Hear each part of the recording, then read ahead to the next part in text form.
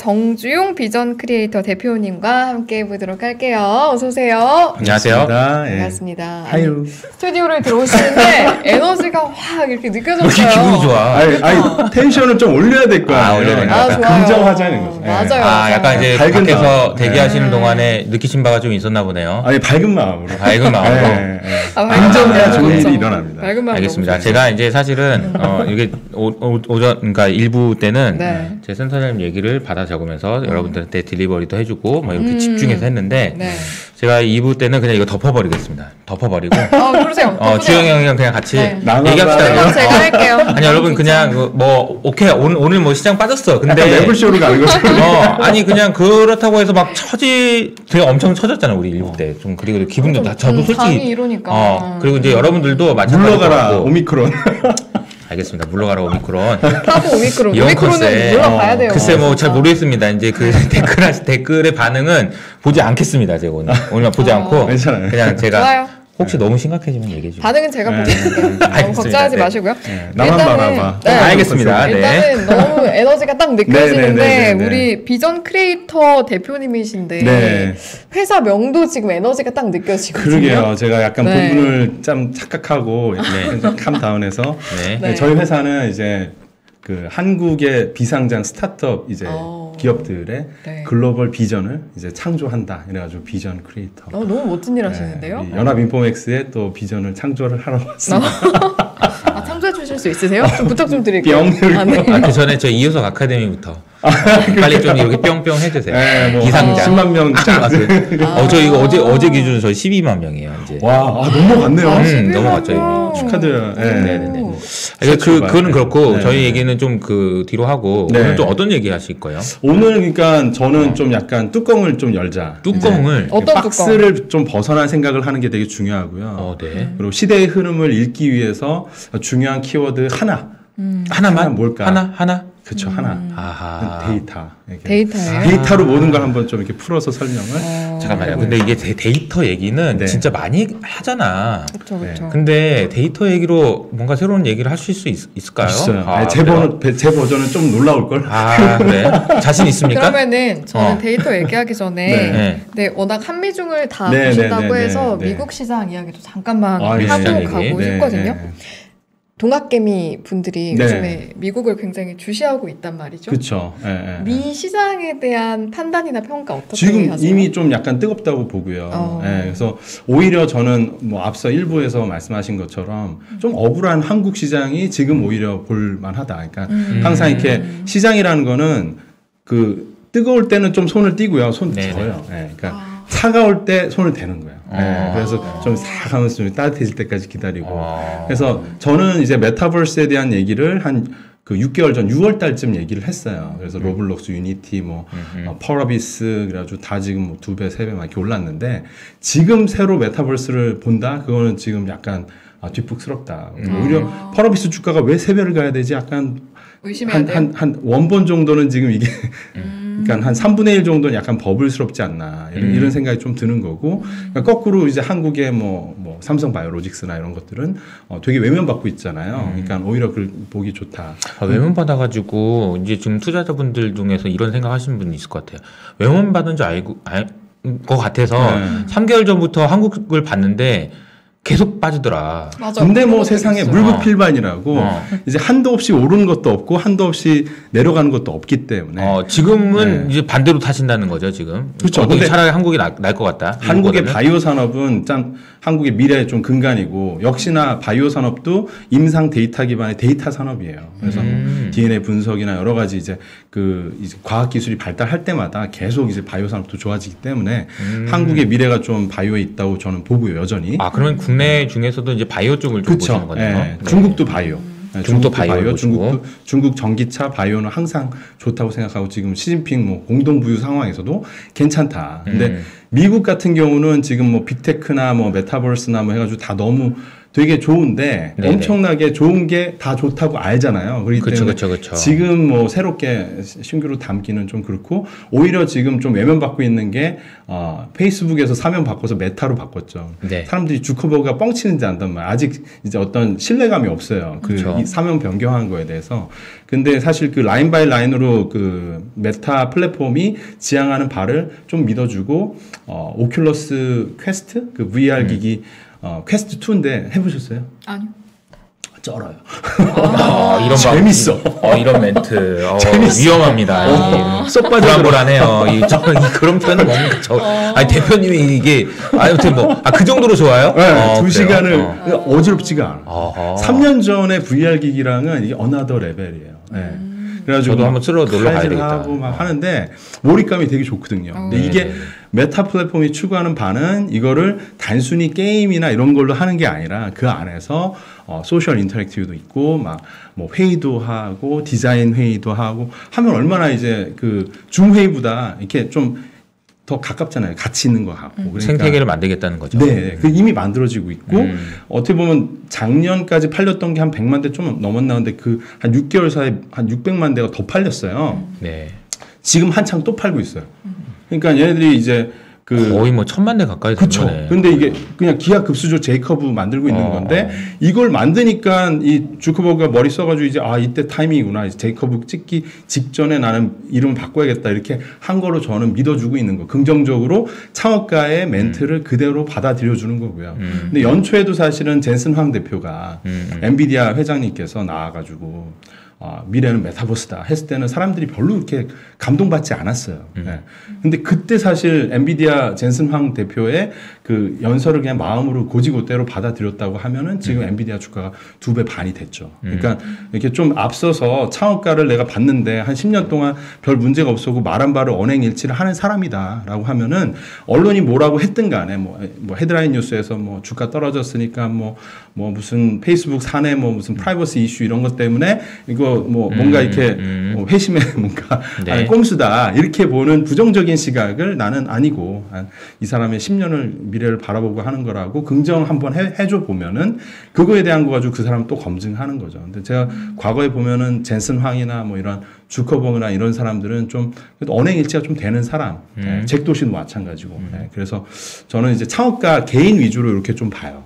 오케이. 그러면 결론을 정리를 해보면 한국 시장은 바이오, 그리고 중국은 페이스북, 메타. 미국이었죠? 미국에서. 오케이. 그 중국에서도 바이오 전기차. 근데 한국에 사실은 뭐 네이버 같은 거 애니타임 뭐 좋죠. 그리고 미국에 상장돼 있지만 좀 억울한, 뭐 좀 전에 말씀하셨던 억울한 상태가 저는 쿠팡이라고 보는데, 쿠팡 뭐 스트리밍도 잘하고 뭐 비즈니스 다 잘하고 있는데, 그냥 공모가가 좀 비쌌죠. 그냥 많이 빠져 있는 상황이고. 지금 한 50조 정도 되나요? 중간에 뭐 화재도 나고 했는데, 그러면 신규로 편입하고 되게 편하다 이거죠.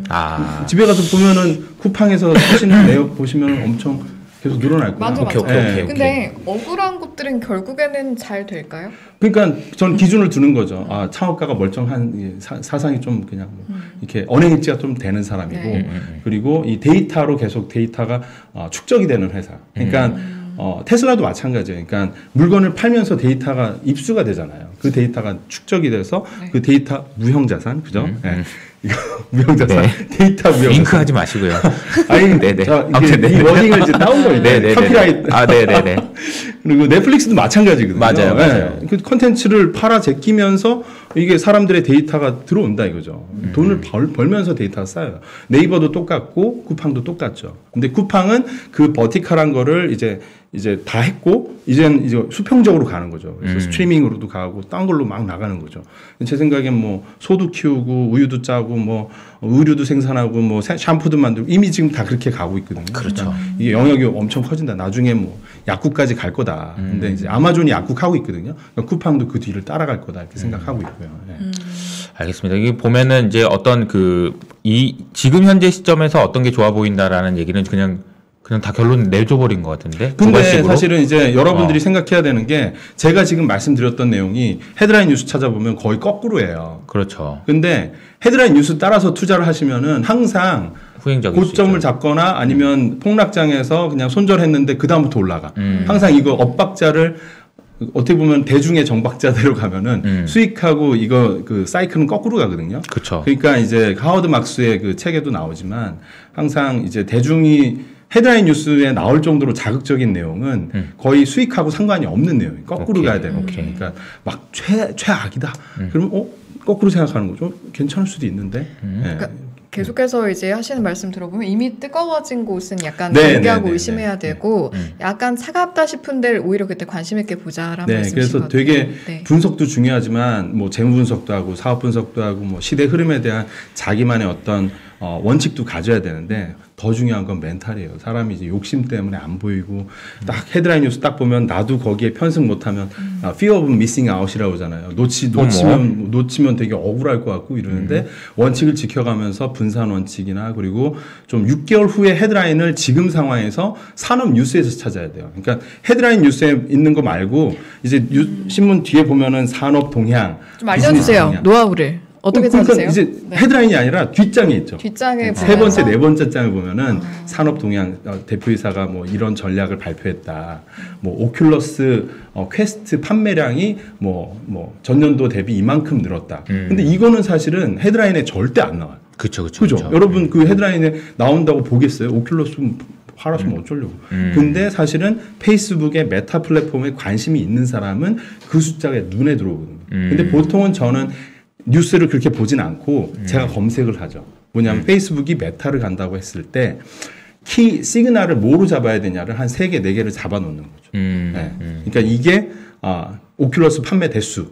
두 번째, 오큘러스 퀘스트가 게임이 아닌 생활 밀착형으로 더 어떻게 뻗어나갈까 해서 이제 분석하다 보니까 오큘러스 퀘스트랑 페이스북, 그러니까 메타랑 메타포트라는 그 부동산 데이터를 이렇게 가상 클라우드에 다 이제 담고 있는 회사가 있는데 그 회사를 그냥 곁다리로 알게 된 거예요. 네. 그런데 이제 미국에 계시는 저희 이제 구독자분한테 여쭤봤더니 진짜로 실생활에서 많이 쓴대요. 부동산 요즘에 이제 코로나 이렇게 하니까 집 보러 가기 귀찮고 이러니까 거기서 이제 똑똑 찍어가면서 안방 뷰는 어떻고 하는데 왜곡도 전혀 없이 엄청나게 디테일하게 센티미터 단위로 다 들어가 있는데 거기 구석에 버튼이 뭐가 있냐면 VR 버전이 있어요. 그래서 오큘러스 끼고 볼 수 있는. 그럼 부동산 안 가더라도 가서 뭐 대저택을 막 관찰하고 다니는 거예요. 근데 봤더니 부동산 안 사는 사람도 대리만족으로 가서 즐기더라. 이렇게 컨텐츠로. 그런 얘기까지. 네, 그래서 메타포트가 지금 그때 제가 이제 유튜브나 이제 멤버십 VOD에서 올려드린 이후에 한 40% 이상 이제 상승을 했는데 저도 몰랐죠. 근데 이제 페이스북과 그렇게 이제 긴밀하게 가고 있다라는 걸 보면서 흥미롭게 또 보고. 그러니까 이게 비즈니스를 깊이 있게 보다 보면 거기 연장선상에서 또 보이는 것들이 계속 이제 좀 수학이 있어요. 오케이, 알겠습니다. 내공이 확실히 있으신 것 같은데 이제 제가 제작진분들께 들은 바로는 한미중을 다 보시는 안 가리죠. 네, 여러 군데 있어서 네. 좀 깊이 있게 아신다고 해서 네. 미장 이야기 좀 여쭤보기로 했으니까 네. 미국 시장에서 유망하게 좀 보시는 섹터가 따로 있을까요? 저는 이제 한 몇 달 사이에는 네. 한 3, 4개월 사이에는 이제 미국 장이라고 보면 좀 아닐 수도 있는데 미국의 혁신 생태계에서 지금 제일 주목해야 되는 부분이 어디냐고 보면은 하나를 딱 꼽으라고 그러면 저는 크립토 암호화폐인 것 같아요. 네. 잭도시 암호화폐. 이제 어제 사임했잖아요. 트위터 CEO가 사임하고 네. 근데 지난주인가 백서가 스퀘어에서 잭도시가 스퀘어에도 이제 창업자잖아요. 네네네. 스퀘어에서 백서가 발간이 됐어요. 뭐냐면 분산 거래소.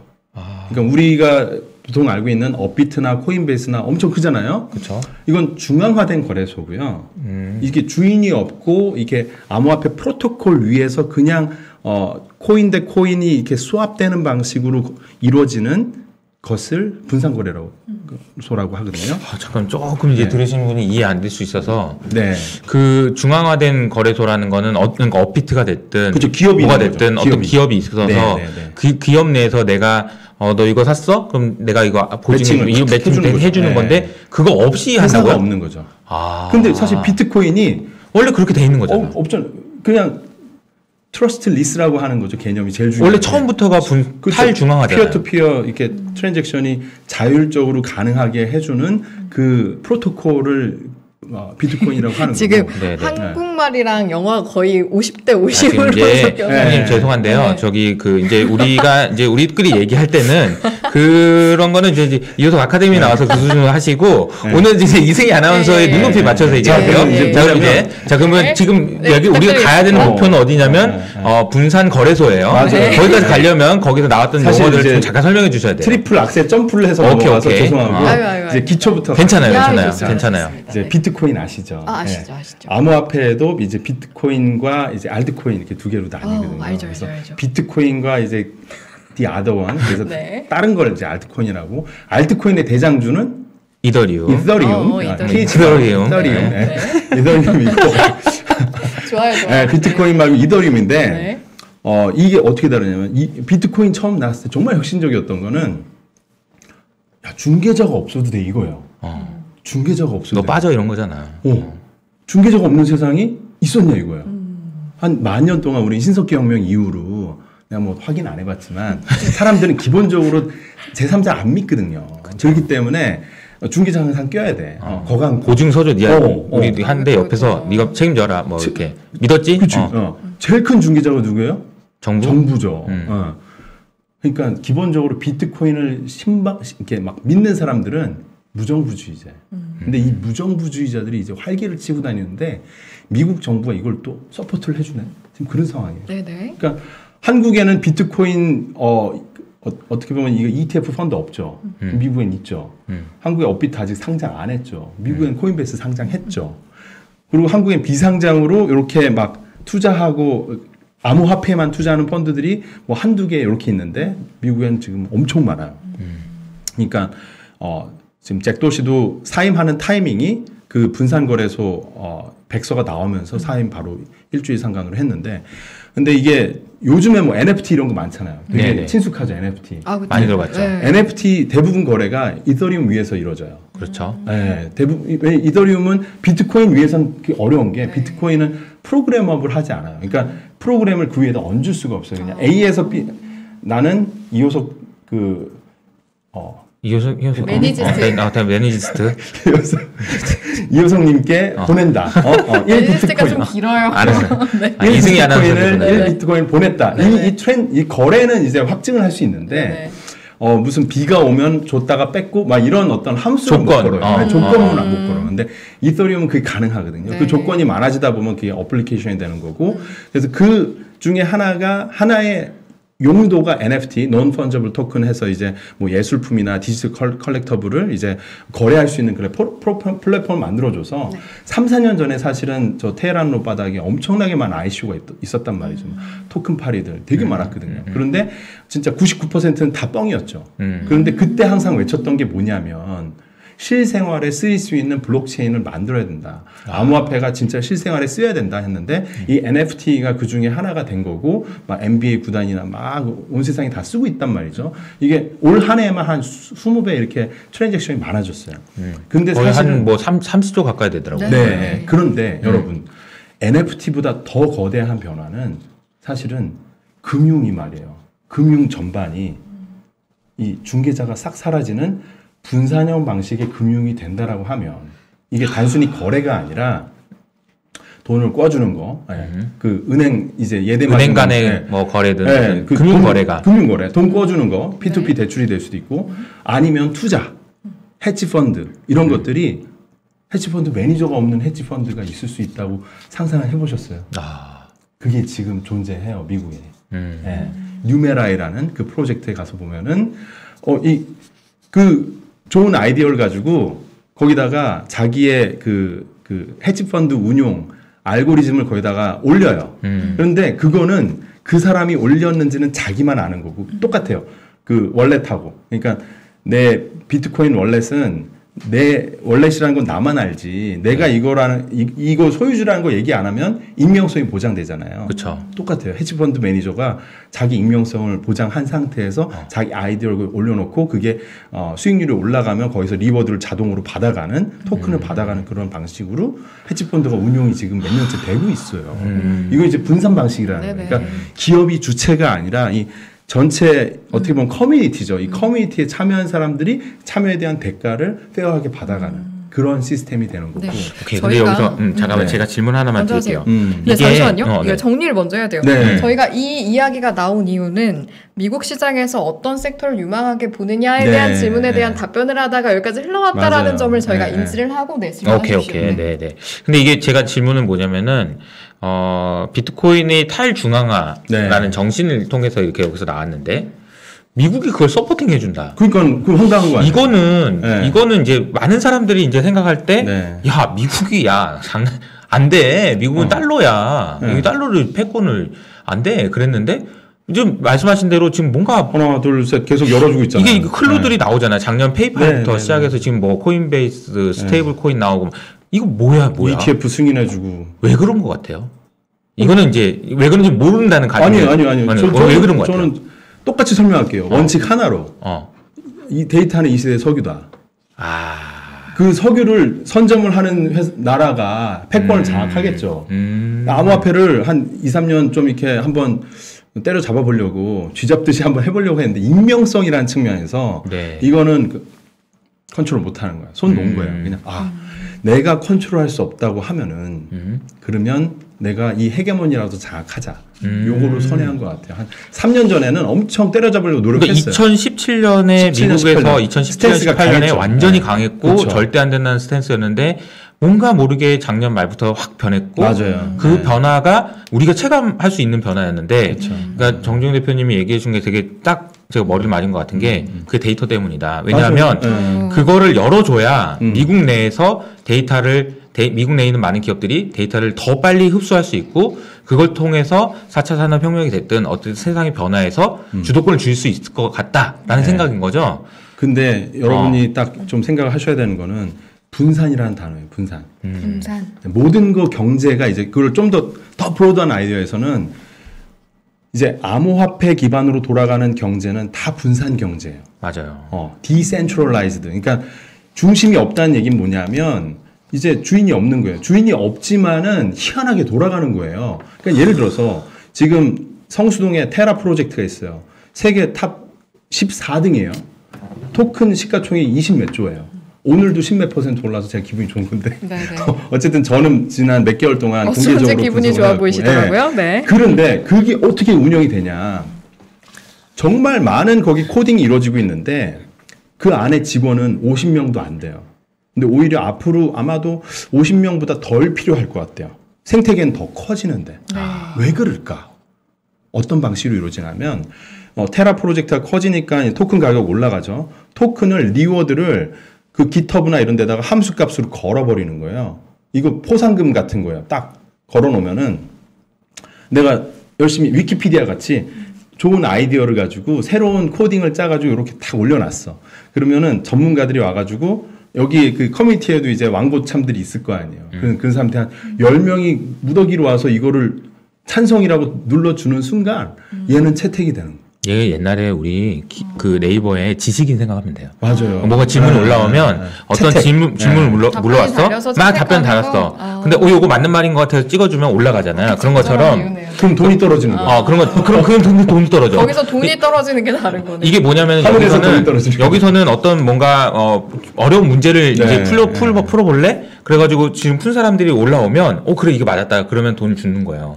그러니까 엄청나게 머리 좋은 사람들이 여기 가서 막 코딩하는 거예요. 전 세계에서. 근데 사실 거기서 프로젝트에서 한 달에 500만 원, 1000만 원을 받아요. 그럼 고액 연봉자잖아요. 그쵸. 그 사람이 연봉을 받는 사람일까요? 백수일까요? 집에서 봤을 땐 백수죠. 뚜렷한 직장도 없고 4대 보험도 없는데 분산 경제 돌아가는 그 시대에 맞는 어떻게 보면은 새로운 직장이 될 수 있는 새로운 노동자일 수 있어요. 그러면요. 일단은 주제를 데이터로 가져오셨고 우리가 좀 주목해야 될 것을 말씀하시면서 분산에 주목해야 된다고 하셨잖아요.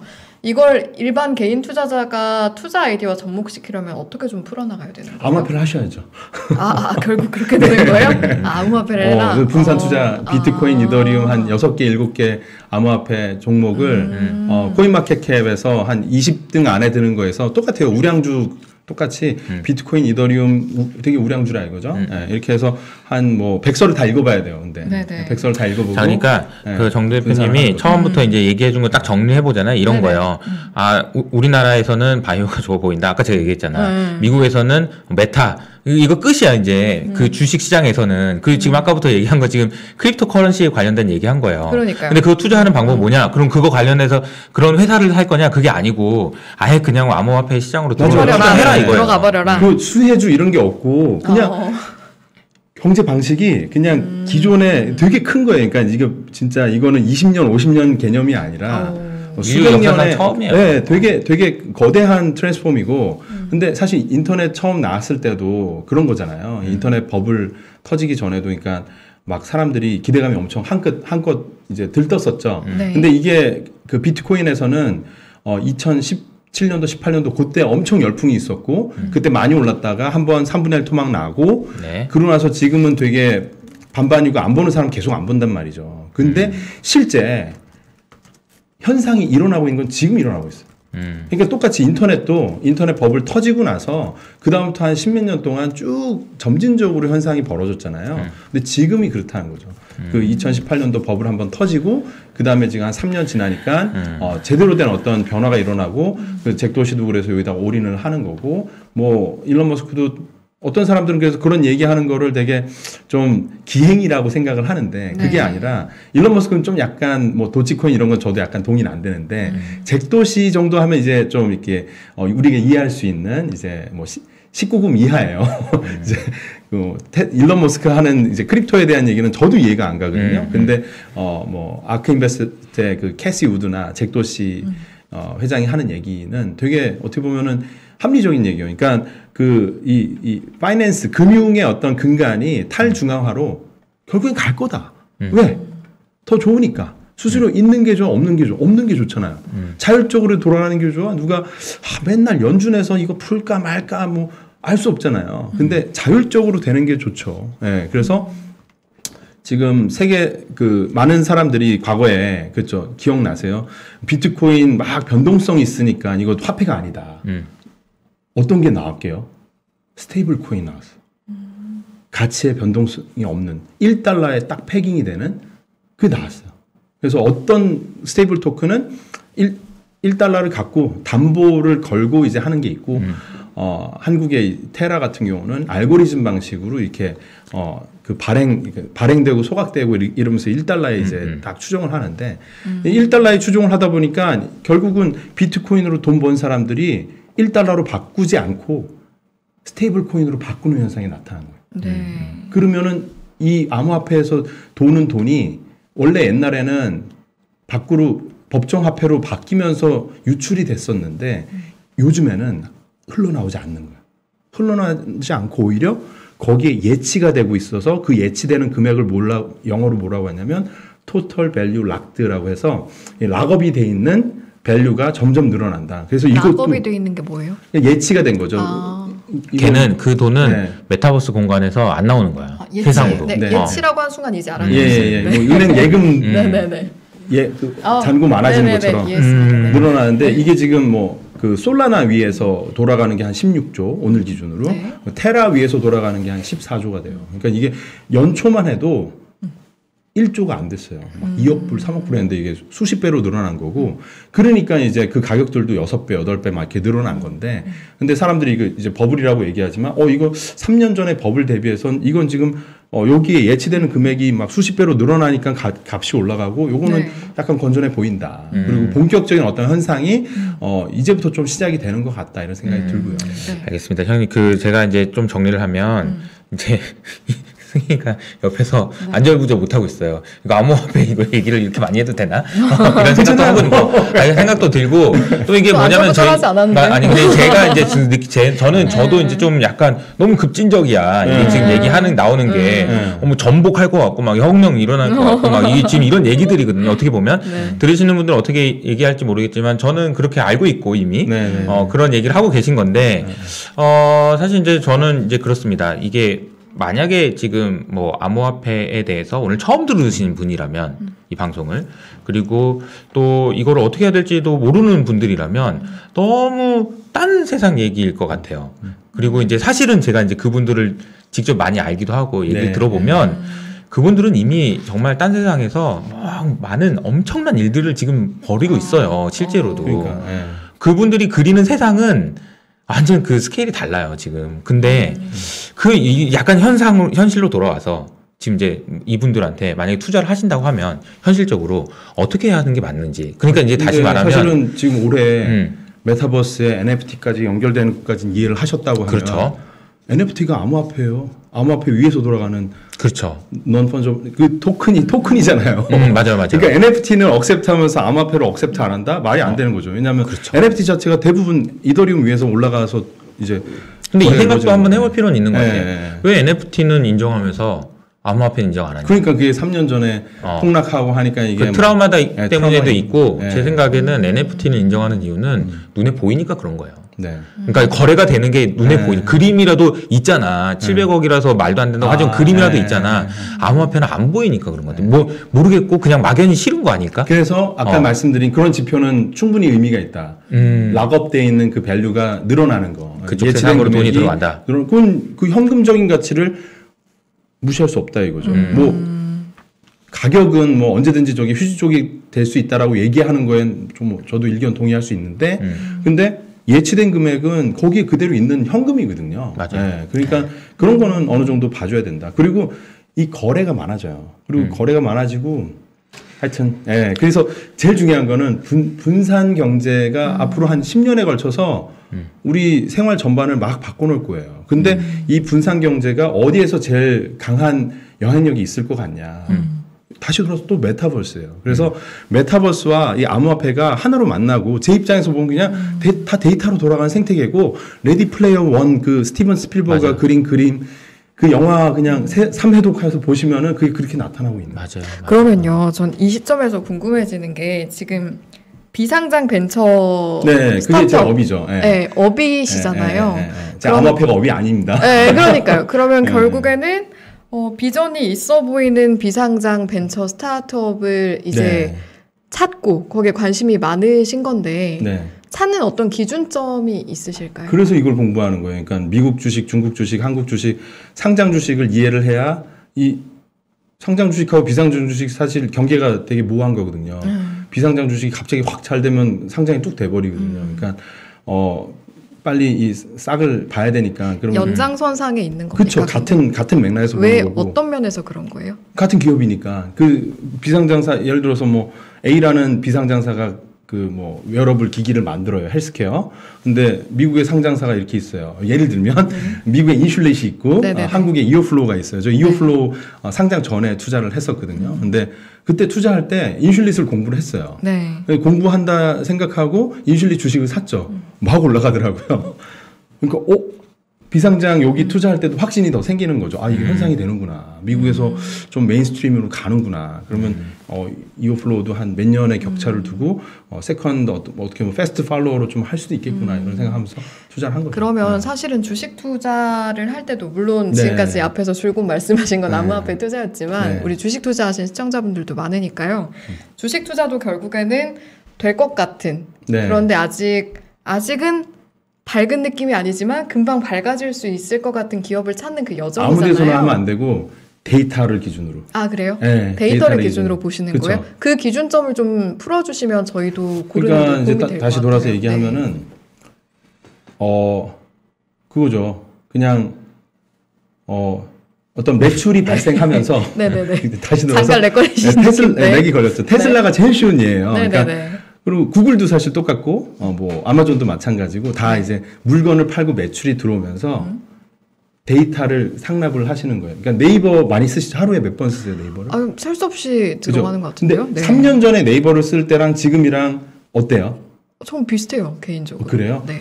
뭐가 달라졌나요? 예약. 서비스가 네이버를 통해서 할 수 있는 서비스가 네이버 예약. 그건 좀 달라졌네요. 뭐 미용실 예약이라던가. 맞아요. 네. 네이버 예약, 네이버 페이먼트. 네이버 페이. 온라인 쇼핑을 좀 많이 하게 돼서. 엄청 많이 바뀌었네. 그러네요? 처음에는 검색만 했을 거 아니야, 3년 전에는. 되게 자연스러워서 바뀌지도 몰랐네. 못 느꼈어요. 자, 투자를 하는 그거 원칙은 그 예약이 생겼네?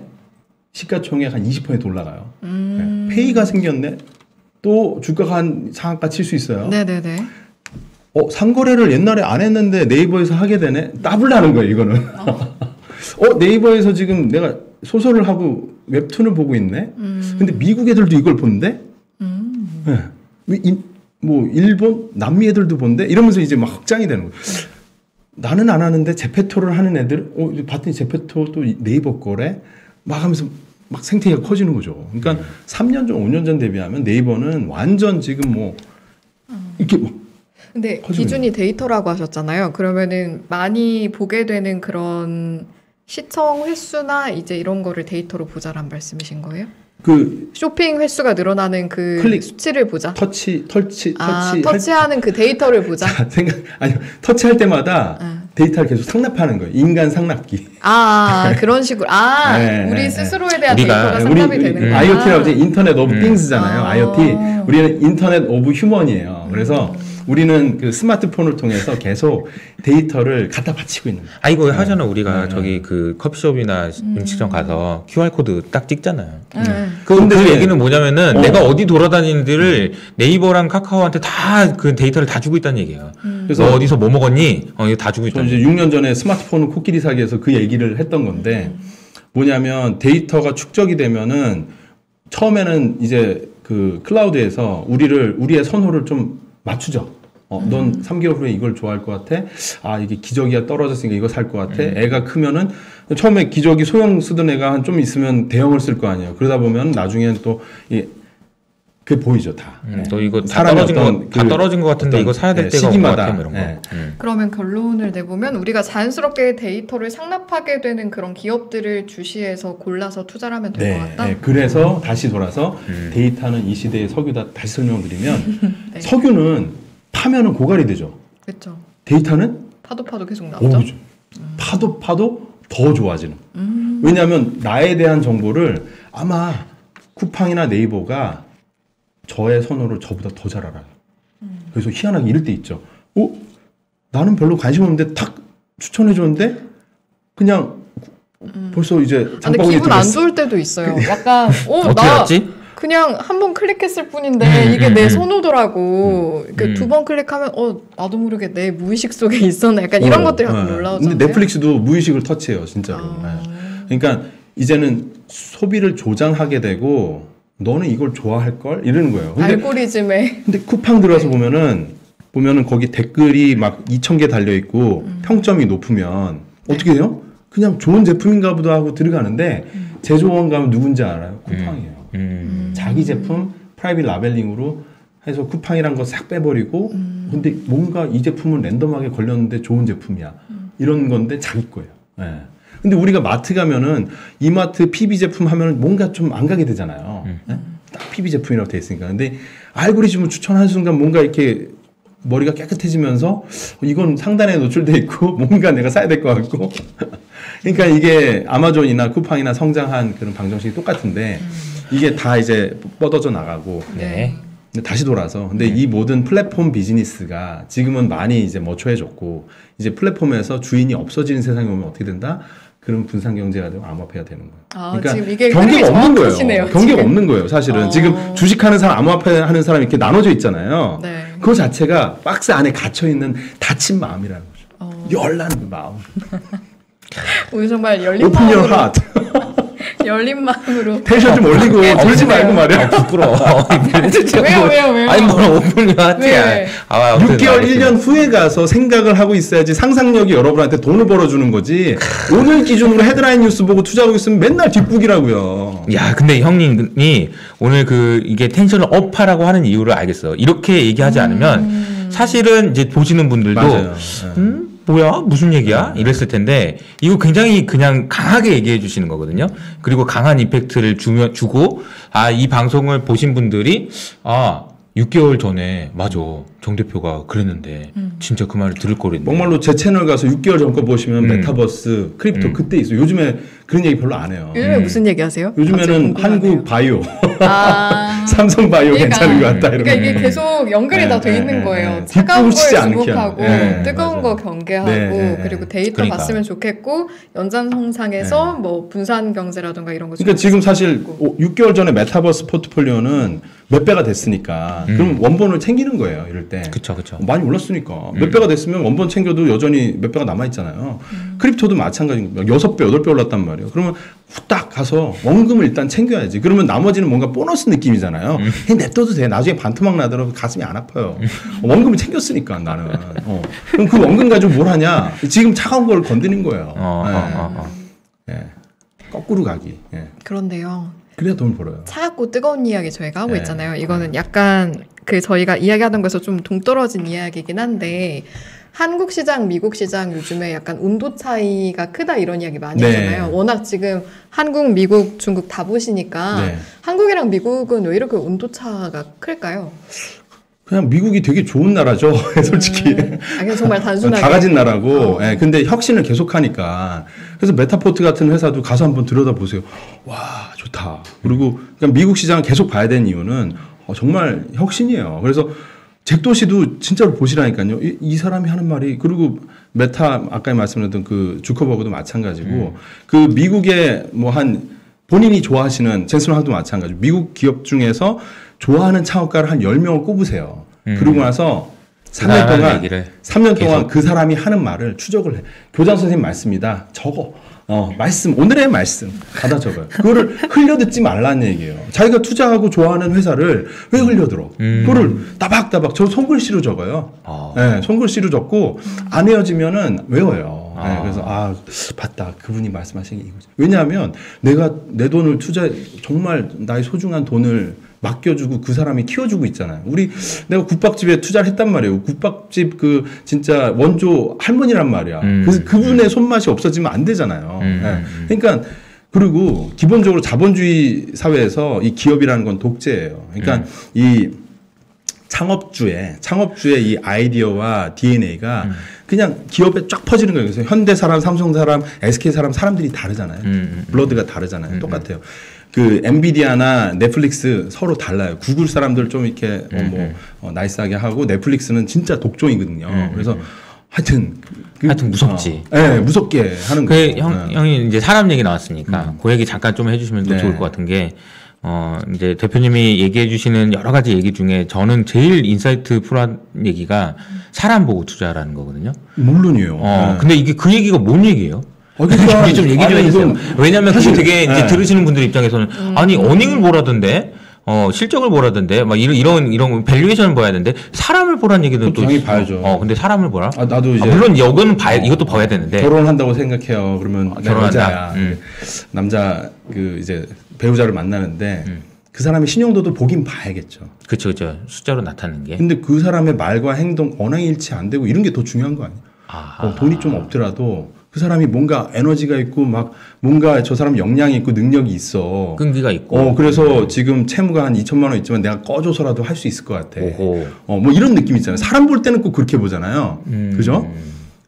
그리고 우리가 대부분의 우리 그 의사결정할 때 거래를 할 때 항상 그렇죠. 하죠. 사람 보고 해요. 근데 기업은 생각해 보세요. 기업의 창업 데이 원, 창업 첫날 뭐가 있을까?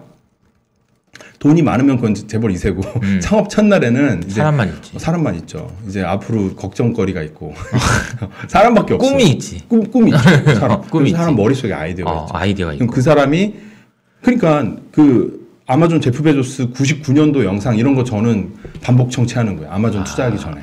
왜냐면 그 사람이 99년도에 무슨 얘기를 했는데 들어보시면은 와 20년 동안 그 말을 지키기 위해서 일관성이 있어요? 보세요. 이거 되게 중요한 20년 미래를 살았던 사람이에요. 정말 믿을 수 있는. 그럼 그때 옆에서 앵커들이 뭐라고 했냐면 비웃어요. 비웃고 비난하고 너 지금 닷컴버블 조장하고 있지. 막 너 버블을 만드는 추억 아니냐. 근데 그때도 막 억울해서 진짜로 인터넷이 세상을 바꾸는 그 세상이 온다니까요. 당장 어떻게 돈 수익을 언제 낼 건데. 뭐 앵커들이 그렇게까지 비웃을 리가 없을 텐데. 미국 그래요? 좀 더 미국은 세요. 그래요? 막 삐딱하게. 억울해서 막 얘기를 한단 말이에요. 근데 지금 사실 손정희 회장도 그때 닷컴버블의 주역이었지만 그 이후에 보면 그 소프트뱅크가 투자한 회사들이나 소프트뱅크 자체적인 연결 재무제표의 매출액은 한 번도 빠진 적이 없어. 계속 성장했어. 그렇지. 주가만 이랬지. 그러니까 난리가 났죠. 가격과 본질은 또 좀 다른 얘기인데 그래서 저는 또 생각하는 건 사람 보고 하지만 최소 여러분이 투자한다고 하면 농사 짓는 마음으로 사냥꾼이 아니에요. 농사 짓는 마음으로 2년, 3년 최소 2년은 바라봐야 돼요. 24개월. 네. 근데 사실은 솔직히 24개월 안에 대부분 팔잖아요. 네. 솔직히. 그죠? 24개월, 2년, 22년. 2year. 거기서 팔지. 군대 가는 기간이란 말이에요. 예. 근데 사실은 생각해보면 본인한테 누가 5천만 원 주면서 치킨집을 열어봐. 라고 하면 실적을 3개월 만에 낼 수 있어요. 못 내죠. 어렵죠. 그러니까. 그럼 역지사지가 왜 안 되냐 이거예요. 그럼 최소한 친구야 1년은 줘라 이럴 거 아니에요. 그렇죠. 근데 1년 만에 근데 자리 잡을 수 있을까? 뭐 어떤 곳은 그럴 수 있겠지만 그렇죠. 인지도는 생길 수 있어도 네. 단골이 생기긴 어려워. 그렇지. 1년 반, 2년 저는 그거예요. 그렇게 한 2년 24개월 정도 이렇게 보다 보면은 얼추 시장이 이렇든 저렇든 간에 이 본질 가치로 오더라고요. 테슬라, 잭도시 뭐 등등 미국에 있는 수많은 그런 그 인물들, 네. 사람 네. 우리나라에도 보신 적 있어요? 상장 기업 중에?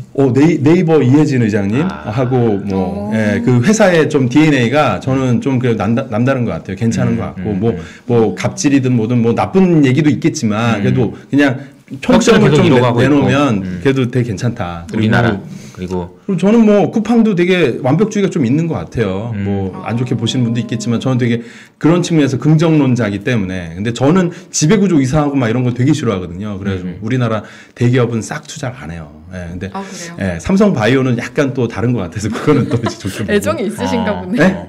왜냐하면 바이오 산업에 좀 이렇게 대장주니까 좀 하고 그래요. 그리고 뭐 좀 몇 개 더 있는데 코스닥 주식은 제가 언급하기면 좀 약간 부담돼서. 그렇죠. 오케이, 알겠습니다. 미국 주식이야 제가 어떻게 얘기하든 뭐 시장의 조정이 전혀 안 되기 때문에 영향이 안 미쳐져서 상관이 시원시원하네요.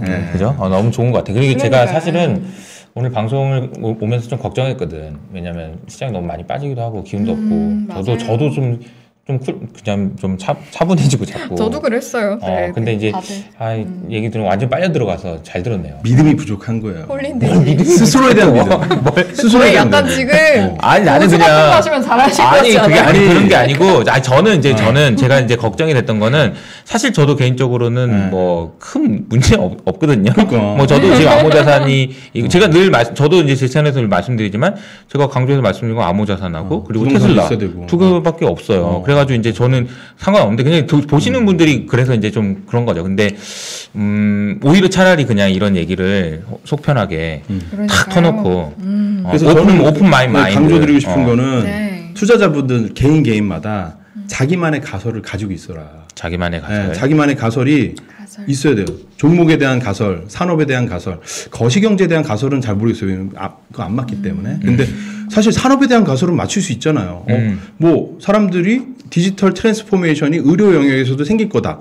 한 줄 쓸 수 있잖아요. 자기가 그렇죠, 노트에다가 뭐 좀 아니면 뭐 약국도 이제 이커머스가 될 거다. 이런 것도 하나의 가설이에요. 그렇죠. 그러면 그런 거에서 그 파생돼서 어떤 기업 자율주행이 이제 5년 안에 될 거다라고 믿는 분들이 있을 거 아니에요. 테슬라 투자하는 분들은. 그러면 테슬라만 할 게 아니라 거기서 뭐 트럭 자율주행이나 이런 식으로 더 파생돼서 나갈 수 있거든요. 그러니까 산업에 대한 가설, 기업에 대한 가설 적으라 이거죠. 적고 나서 자신의 가설이 안 깨졌으면 시장이 흔들리더라도 난 몰라 내 가설을 지키고 갈래 한번 하고 2년 정도 지켜봐 보면은 그 농사가 잘 돼 있을 거예요. 비바람 몰아칠 때 쓰러지는 종자 자체가 잘못된 거고 종자가 괜찮았다고 하면은 비바람이 몰아치더라도 잘 응원해주면은 그래도 뭐 과반 이상 살아남을 가능성이 높다. 이게 이제 좀 뭐 종자가 안 좋으면 이러는 그 표현이 참 비수에 꽂히는 게 뭐냐면 아까 얘기하신 게 우리나라 지배구조가 안 좋기 때문에 대기업은 안 본다. 네. 이 말하고 연결되는 것 같아서 그렇죠. 좀 안타까운 것 같아. 네. 안타까운 마음이 또 들어요. 그러니까 이제 우리나라 주식 투자하시는 많은 분들이 느끼는 어떤 그런 박탈감이나 이런 것들도 사실 근본을 따지고 들어가 보면 아니 그 회사가 좋아지면 뭐하냐 주주한테 안 좋은데 똑같이 안 들어오는데. 그래서 미국 주식을 해야 돼요. 미국 주식을 하면은 상대적으로 얼마나 지배구조가 후진지를 느껴요. 그럼 안 하게 돼요. 무관심하게 되고 화가 안 나고 그냥 안 보게 돼요. 구글을 하지. 왜냐면 구글 딱 투자해 놓으면 구글 무슨 I.O. 그 데이 하면은 2박 3일 동안 구글의 모든 팀장 레벨의 사람이 다 나와서 자기 1년 동안 한 거 다 보고를 해요. 그럼 주주 입장에서 그거 한 48시간 듣고 있으면 돼요. 이렇게 자세한 게 어딨어. 근데 한국 대기업들은 1시간도 얘기를 안 해주잖아요. 한국 대기업은 어떻게 하는지 알아요? 한국 대기업은 제가 이건 어디하고 얘기하지 않고 얘기할게요. 실적 발표를 해. 네. 다 질문지를 나눠줘. 그러니까 순서대로 짜여진 각본이에요. 그러면 그 질문밖에 못해요? 그 질문밖에 못해요. 그리고 이제 앉아 있는 분들이 하시는 거지 딱 연극처럼. 되게 하여튼 좀 그래요. 비교하면 그렇지만 그렇군요. 그래서 그런 측면에서 사실 중국이나 한국보다 미국이 훨씬 그런 측면이 좋아요. 뭐 중국은 좀 다이내믹하고 역동적이니까 그래서 중국 말씀 좀 드리면은 중국은 어때요? 올해는 이제 올해는 이제 올해 끝났죠. 휴한기죠. 농사 좀 쉬는 한 해죠. 네. 공동부유하겠다는데 돈을 어떻게 벌겠어요. 그런데 그럼에도 불구하고 저는 중국의 바이오나 전기차는 붙들어 매라 그냥 들고 있으면 내년쯤은 더 좋아질 거다 이런 생각을 하고 있는 거예요. 믿음의 영역인데 어쨌든 그리고 다른 건 몰라도 텐센트와 그의 아이들, 텐센트 계열들은 여전히 좋다라고 난 생각한다. 이렇게 생각하고, 그냥 비중을 안 늘리고 가만히 냅두면 사실은 연초에 이런 미국 주식들 잘 솎아낸 것들이 올라가면 비중이 저절로 좀 줄어드는 거죠. 그냥 냅두니까. 내년 하반기 되면은 이제 양회 끝나고, 시진핑 3기가 좀 안착이 되면. 내년 하반기? 그쵸. 내년 상반기는. 내년 상반기는. 그죠. 올해는 뭐 다 끝났고. 지금 보면은 계속 막 이렇게 쥐리를 틀잖아요. 그러니까. 그 자기 파괴적으로 갈 정도는 아닐 것 같고, 근데 계속 많이 빠졌고, 괴롭힐 거예요. 괴롭히는데 내년 상반기가 지나가야 이 괴롭힘이 좀 끝나지 않을까 싶고요. 네. 그럼에도 이제 중국의 바이오는 키울 수밖에 없어요. 왜냐하면 물 백신을 중국 사람이라고 좋아하겠어요? 물 백신. 네. 물 백신을 중국 사람이 모르겠어? 그게 나쁜지 좋은지 다 알아요. 세상의 진리는 다 똑같기 때문에.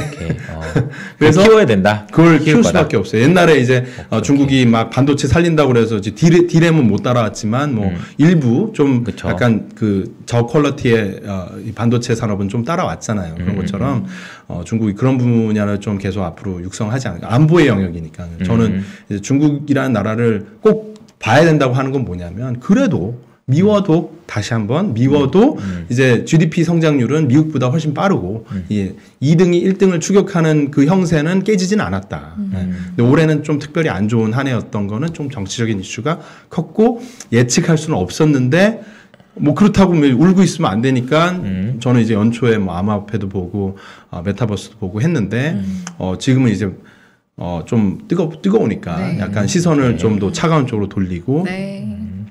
미국하고 원래 이제 중국하고 비중을 보면은 이제 그때 제가 알기로 한 반반 정도. 네. 요즘에는 좀 많이 비중이 이제 좀 자동으로 좀 줄어들었죠. 네. 그걸 인위적으로 바꾸시진 않고 이게 시점은 한 내년 중반 이후. 그렇죠. 근데 뭐 예를 들어서 후야 이런 종목은 중간에 손절을 했죠. 왜냐하면 공동부유에도 너무 타격을 받으면서 본질적인 어떤 성장 자체를 잘 못하더라고요. 가설이 깨진 거니까 그런 건 파는 거고 가설이 안 깨지고 그냥 중국 정부에 얻어맞고 있어. 그러면 억울하지만 버티면 좀 괜찮아질 수 있겠다 이런 생각을 하는 뭐 텐센트, 핀토또, 징동 뭐 이런 것들은 계속 갖고 있는 거죠. 정정 대표님은 커버리지가 워낙 넓어가지고 할 얘기가 이건 밤을 새도 못해요. 다 어차피. 그래서 다음에 또 한번 나와 주셔야 될 것 같아요. 이제 마무리할까요? 같아요. 아니 진짜로. 아니 근데 다음에 나와 주셔야 될 것 같아요. 할 얘기가 진짜 많아서. 네, 그러니까요. 다음을 밤새려면 밤새도 돼요. 아니 근데 진짜로 마지막 결론은 공부하세요. 네, 공부하세요. 공부를 갑자기 공부해라. 뭐냐면 시장에 대한 공부보다는 산업의 다이내믹. 지금도 다 산업에 대한 거거든요. 그 산업의 다이내믹을 데이터로 저 설명을 한 거고 그냥 하나의 원리로 저는 그걸 데이터로 본 건데 산업의 다이내믹하고 기업의 본질이 어떻게 변화하는지를 깊이 봐야 돼요. 그러니까 아까 전에 네이버만 해도 제페토도 있고 웹툰도 있고 뭐 예약하기도 있고 하는데 그냥 단순히 이게 있고가 아니라 이게 어떻게 비즈니스가 돌아가는지 하나하나마다 어떻게 보면 기업 하나예요. 네, 그러니까 그거 연구하는 것도 그러면 그 미장원 그 헤어샵 가가지고 이 예약이 얼마나 도움이 되냐. 그리고 이 샵에 지금 네이버랑 그런 비즈니스 관계는 어떠냐. 그 헤어샵 가서도 물어보는 거죠. 카카오의 모빌리티가 궁금하면 택시 아저씨한테 계속 물어보게 되거든요. 소속이 어디요? 카카오 소속인데요. IM 택시 타서 또 물어보고 카카오 대비 비교를 해보고 이게 한도 끝도 없어요. 공부하는 이게 일상에서 힌트를 찾으면서 공부하자라는 표현으로 피터 린치. 이해도 되는 거죠? 피터 린치의 방법론을 데이터 생태계에 접목해서 적용한 게 이제 저의 생각입니다. 우리 대표님의 의견이시다. 알겠습니다. 아니 근데 저 이거 하나만 더 여쭤봐도 돼요?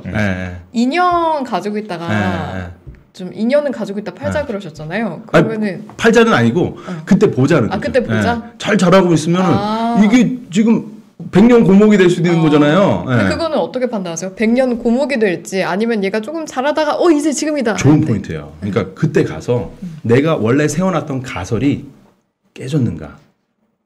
가설. 나는 이 산업이 예를 들어서 자율주행이 간다고 했는데 3년 후에 봤더니 내가 가고 있어. 근데 그때 가서 봤더니 이제 가설을 새로 세워야죠. 이제 인허가는 다 받았다.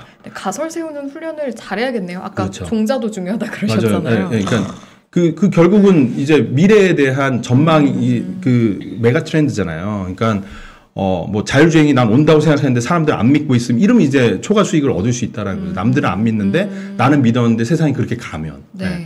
그러니까 그런 훈련은 결국은 그 상상력이에요. 그래서 오히려 저는 이런 공상과학 영화 있잖아요. 레디 플레이어 원, 그 막 인공지능한테 실현받는 그 노총각 막 이런 슬픈 얘기, 그런 게 사실은 거기에 음성 인식 스피커, 뭐 알렉사의 진화 방향 이런 게 들어있거든요. 그러니까 이 투자는 인문학이다, 상상력이다, 그리고 자신만의 가설을 검증하는 과학이다. 좋은 가설 세우기를 끊임없이 하면. 네.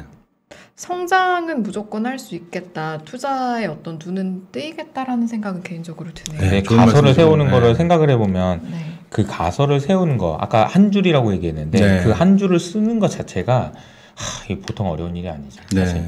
계속 공부해야 되는 거겠죠. 그래서 제일 중요한 거는 내가 투자한 자산이 커지기를 바라잖아요. 스스로 거울 보고 보세요. 나라는 사람이 좋은 투자자로 성장하고 있는가? 내 안에 무형 자산이 쌓이고 있는가를 생각을 해보시면 좋을 것 같습니다. 약간 지금 여러 가지 오늘 수업이 섞여 있는 것 같잖아요. 약간 인문학 같기도 하고요. 막 쏟아져가지고 정보와 막 그 메시지와 미래. 이런 게 쏟아져가지고 한 번 더 나와 얼마나 소화하셨는지 모르겠어요. 보시는 분들이 아마 이제 한 번 더 보셔야 되겠다 이런 생각하시는 분도 있을 것 같고 한 번 더 나와줬으면 좋겠다 이렇게 생각하시는 분도 이효성님께서 불러주시면 저는 이제 슬슬 마무리를 해야 할 것 같은데 우리 시청자 여러분들께 마지막으로 뭐 남기고 싶은 한 말씀 듣고 저희 끝낼게요. 네, 돈이 되는 투자 구독과 좋아요. 센스 있게 이렇게 마무리해주시는 거예요. 노리고 있었어요. 끝나고 이거 괜찮으면 돈이 되는 투자라고 해서 유튜브에 조회하시면 나옵니다. 네네. 알겠습니다. 아침에 올라갔나요? 아침에 그럼요. 아침에 라이브를 하세요. 아침에 라이브 오늘 새벽 4시 했나 5시 했나 그래요. 근데 아침에 여기 가서 뭐 턱걸이 하고 있어 막.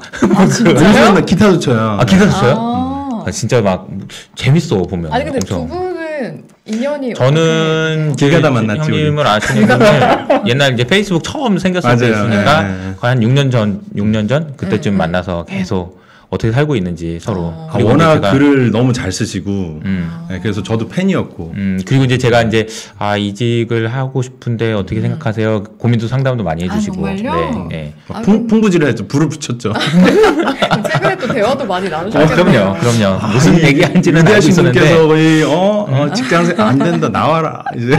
알겠습니다. 또 이런 비하인드나 깊은 이야기 다음에 모셔서. 우리나라 최고의 진짜. 왜요? 그러지 마세요. 그러지 마세요. 경제 경영 유튜브는 이어서. 그러지 마시고요. 이 훈훈한 이야기는 저희가 다음에 또 모셔서. 알겠습니다. 이 열기를 그 다음번에 한 번 더 연결시키는 걸로 이렇게 하겠습니다. 네, 오늘 너무 잘 들었고요. 2부 이 시간은 비전 크리에이터의 정주용 대표님과 함께했습니다. 너무 잘 들었습니다. 감사합니다. 고맙습니다.